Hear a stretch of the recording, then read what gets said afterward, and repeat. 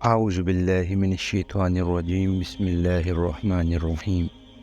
اور اے نبی،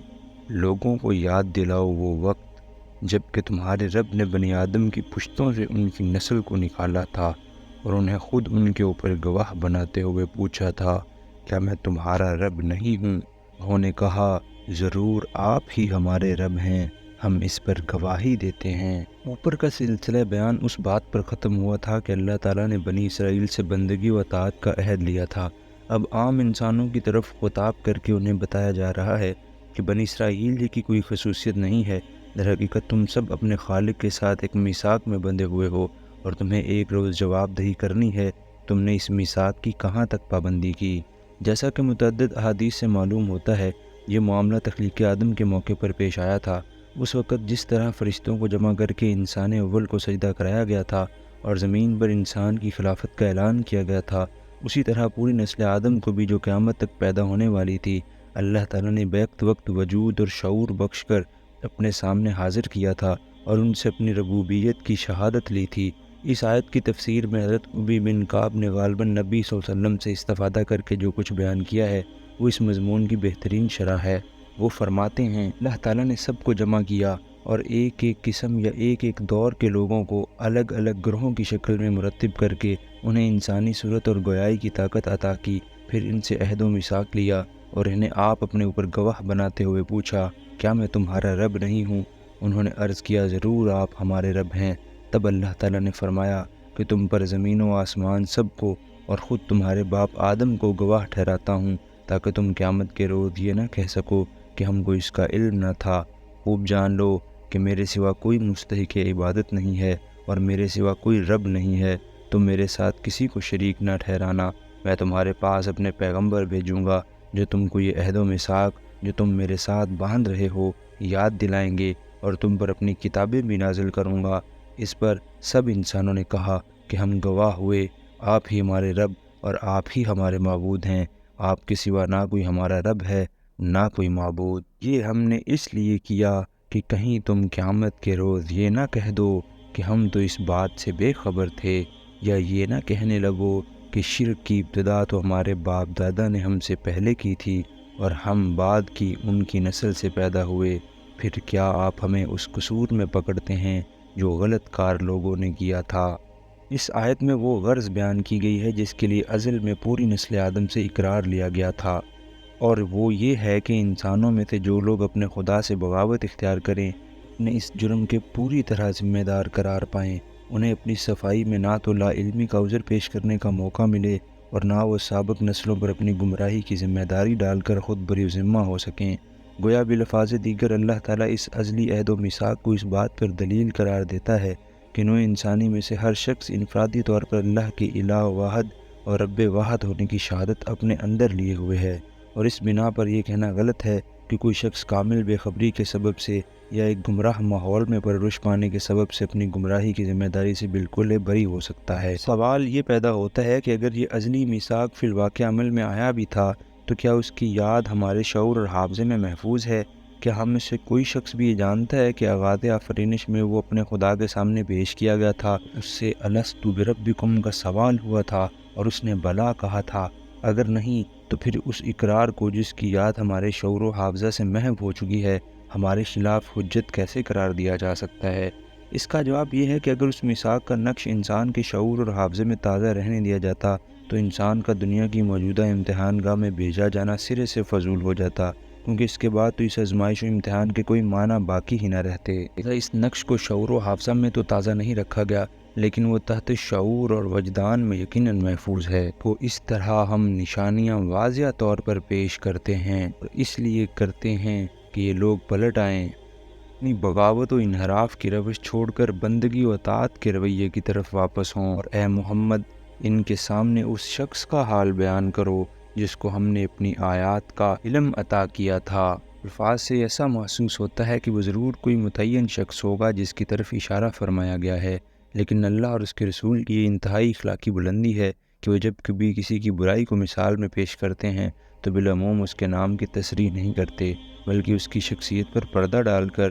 صرف اس کی بری مثال کا ذکر کر دیتے ہیں تاکہ اس کی کوئی رسوائی کیے بغیر اصل مقصد حاصل ہو جائے۔ اس لیے نہ قرآن میں بتایا گیا ہے اور نہ کسی حدیث میں کہ وہ شخص جس کی مثال یہاں پیش کی گئی ہے کون تھا۔ مفسرین نے عہد رسالت اس سے پہلے کی تاریخ کے مختلف اشخاص پر اس مثال کو چسپاں کیا ہے۔ کوئی بلعم بن باعور کا نام لیتا ہے، کوئی امیہ بن ابی اسلط کا نام اور کوئی سیفی ابن راہب کا، لیکن حقیقت یہ ہے کہ وہ خاص شخص تو پردے میں ہے جو اس تمثیل میں پیش نظر تھا۔ البتہ یہ تمثیل ہر اس شخص پر چسپاں ہوتی ہے جس میں یہ صفت پائی جاتی ہو۔ اگر وہ ان کی پابندی سے نکل بھاگا، آخرکار شیطان اس کے پیچھے پڑ گیا، یہاں تک کہ وہ بھٹکنے والوں میں شامل ہو کر رہا۔ اگر ہم چاہتے تو اسے ان آیتوں کے ذریعے سے بلندی عطا کرتے، مگر وہ تو زمین ہی کی طرف جھک کر رہ گیا اور اپنی خواہش نفسی کے پیچھے پڑا رہا، لہٰذا اس کی حالت کتے کی سی ہو گئی کہ تم اس پر حملہ کرو تب بھی زبان لٹکائے رہے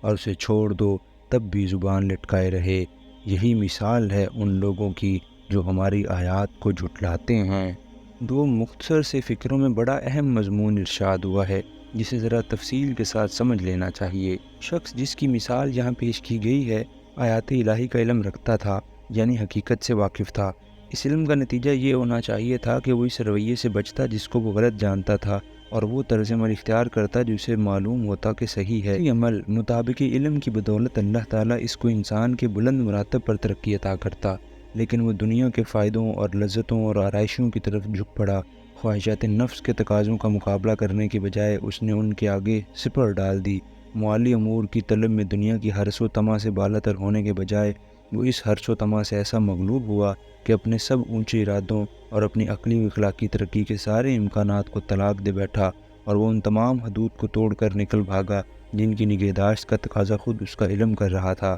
پھر جب وہ محض اپنی اخلاقی کمزوری کی بنا پر جانتے بوجھتے حق سے منہ موڑ کر بھاگا تو شیطان جو قریب ہی اس کی گھات میں لگا ہوا تھا اس کے پیچھے لگ گیا اور برابر اسے ایسی پستی سے دوسری پستی کی طرف لے جاتا رہا، یہاں تک کہ ظالم نے اسے ان لوگوں کے زمرے میں پہنچا کر ہی دم لیا جو اس کے دام میں پھنس کر پوری طرح اپنی متاع عقل و ہوش گم کر چکے ہیں۔ اس کے بعد اللہ تعالیٰ اس شخص کی حالت کو کتے سے تشبیہ دیتا ہے جس کی ہر وقت لٹتی ہوئی زبان اور ٹپکتی ہوئی رال ایک نہ بجھنے والی آتش حرص اور کبھی نہ سیر ہونے والی نیت کا پتہ دیتی ہے۔ بنائے تشبیہ وہی ہے جس کی وجہ سے ہم اپنی اردو زبان میں ایسے شخص کو جو دنیا کی حرص میں اندھا ہو رہا ہو دنیا کا کتا کہتے ہیں۔ کتے کی جبلت کیا ہے؟ حرص و آز، چلتے پھرتے اس کی ناک زمین سونگھتے ہی میں لگی رہتی ہے کہ شاید کہیں سے بوئے تو عام آ جائے۔ اسے پتھر ماریے تب بھی اس کی یہ توقع دور نہیں ہوتی کہ شاید وہ یہ چیز جو پھینکی گئی ہے کوئی ہڈی یا روٹی کا کوئی ٹکڑا ہو۔ پیٹ کا بندہ ایک دفعہ تو لپک کر اس کو بھی دانتوں سے پکڑ ہی لیتا ہے۔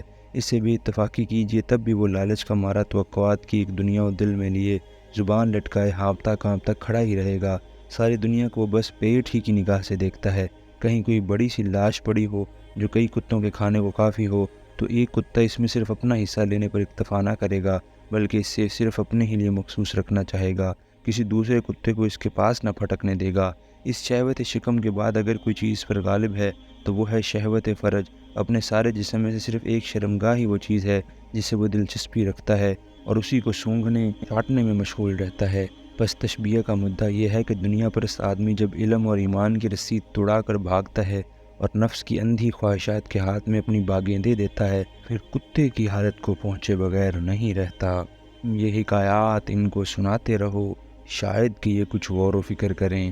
بڑی ہی بری مثال ہے ایسے لوگوں کی جنہوں نے ہماری آیات کو جھٹلایا اور وہ آپ اپنے اوپر ظلم کرتے رہے ہیں۔ کہ اللہ ہدایت بخشے بس وہی راہ راست پاتا ہے، اور جس کو اللہ اپنی رہنمائی سے محروم کر دے وہی ناکام و نامراد ہو کر رہتا ہے۔ اور یہ حقیقت ہے کہ بہت سے جن اور انسان ایسے ہیں جن کو ہم نے جہنم ہی کے لیے پیدا کیا ہے۔ کا یہ مطلب نہیں ہے کہ ہم نے ان کو پیدا ہی اس غرض کے لیے کیا تھا کہ وہ جہنم میں جائیں اور ان کو وجود میں لاتے وقت ہی ارادہ کر لیا تھا کہ انہیں دوزخ کا ایندھن بنانا ہے، بلکہ اس کا صحیح مفہوم یہ ہے کہ ہم نے تو ان کو پیدا کیا تھا دل، دماغ، آنکھیں اور کان دے کر، مگر ظالموں نے ان سے کوئی کام نہ لیا، اپنی غلط کاریوں کی بدولت آخرکار جہنم کا ایندھن بن کر رہے۔ اس مضمون کو ادا کرنے کے لیے وہ انداز بیان اختیار کیا گیا ہے جو انسانی زبان میں انتہائی افسوس اور حسرت کے موقع پر استعمال کیا جاتا ہے۔ مثال کے طور پر اگر کسی ماں کے متعدد جوان بیٹے لڑائی میں جا کر لقمہ اجل ہو گئے ہوں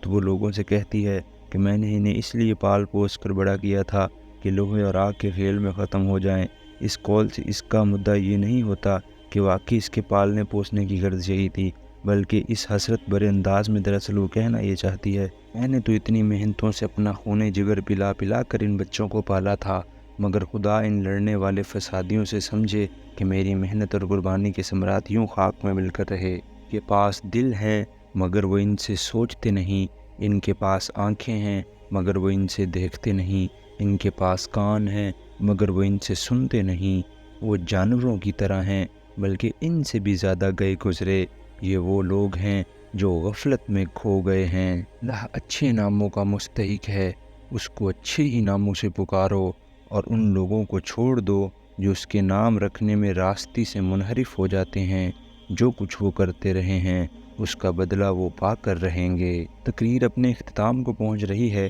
اس لیے خاتمہ کلام پر نصیحت اور ملامت کے ملے جلے انداز میں لوگوں کو ان کی چند نمایاں ترین گمراہیوں پر متنبہ کیا جا رہا ہے، اور ساتھ ہی پیغمبر کی دعوت کے مقابلے میں انکار و استہزاء کا جو رویہ انہوں نے اختیار کیا تھا اس کی غلطی سمجھاتے ہوئے اس کے برے انجام سے انہیں خبردار کیا جا رہا ہے۔ ہماری مخلوق میں ایک گروہ ایسا بھی ہے جو ٹھیک ٹھیک حق کے مطابق ہدایت اور حق ہی کے مطابق انصاف کرتا ہے۔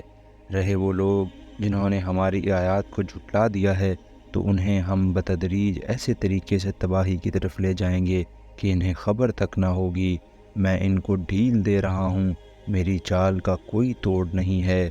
اور کیا ان لوگوں نے کبھی سوچا نہیں، ان کے رفیق پر جنون کا کوئی اثر نہیں ہے، وہ تو ایک خبردار ہے، برا انجام سامنے آنے سے پہلے صاف صاف متنبہ کر رہا ہے۔ کیا ان لوگوں نے آسمان و زمین کے انتظام پر کبھی غور نہیں کیا، اور کسی چیز کو بھی جو خدا نے پیدا کی ہے آنکھیں کھول کر نہیں دیکھا؟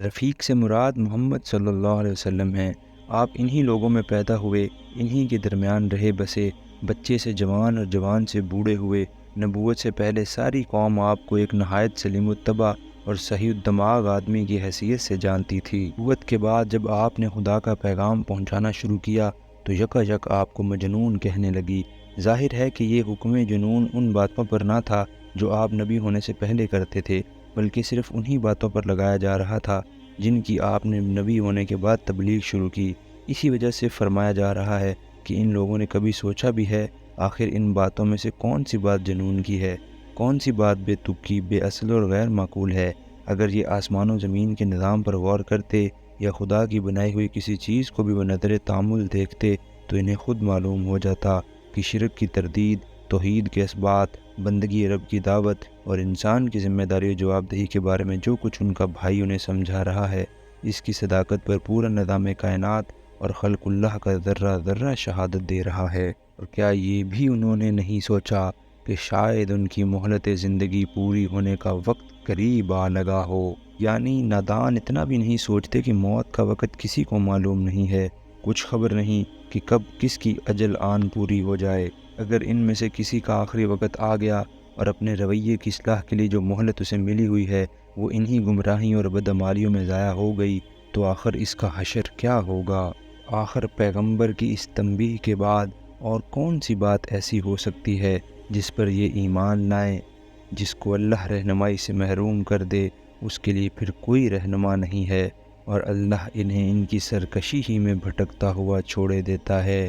یہ لوگ تم سے پوچھتے ہیں کہ آخر وہ قیامت کی گھڑی کب نازل ہوگی؟ کہو اس کا علم میرے رب ہی کے پاس ہے، اسے اپنے وقت پر وہی ظاہر کرے گا۔ آسمانوں اور زمین میں وہ بڑا سخت وقت ہوگا، وہ تم پر اچانک آ جائے گا۔ یہ لوگ اس کے متعلق تم سے اس طرح پوچھتے ہیں گویا کہ تم اس کی کھوج میں لگے ہوئے ہو۔ کہو اس کا علم تو صرف اللہ کو ہے، مگر اکثر لوگ اس حقیقت سے نا واقف ہیں۔ اے محمد ان سے کہو کہ میں اپنی ذات کے لیے کسی نفع اور نقصان کا اختیار نہیں رکھتا، اللہ ہی جو کچھ چاہتا ہے وہ ہوتا ہے، اور اگر مجھے غیب کا علم ہوتا تو میں بہت سے فائدے اپنے لیے حاصل کر لیتا اور مجھے کبھی کوئی نقصان نہ پہنچتا۔